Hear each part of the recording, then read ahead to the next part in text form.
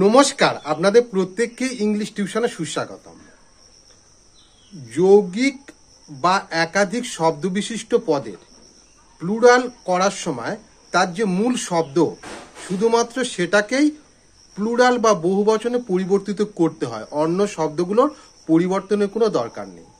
যেমন যুদ্ধ জাহাজ, ম্যান অফ ওয়ার, এখানে এই শব্দটার ম্যানটা হলো মূল শব্দ, তাই এটা প্লুরাল করার সময় হবে মেন অফ ওয়ার। শ্বশুর, ফাদার ইনলো, এই শব্দটার মূল শব্দটা হলো ফাদার, তাই যখন এটা প্লুরালে হবে এটা হবে ফাদার্স ইনলো। শাশুড়ি, মাদার ইনলো, এখানেও মূল শব্দটা হলো মাদার, তাই মূল শব্দটার বহুবচন হবে মাদার্স ইনলো। পথচারী, পাসার বাই, PASSERBY, পাসার বাই, এটা হবে পাসার্স বাই, এরপরে একটা এস যোগ হবে। ধন্যবাদ।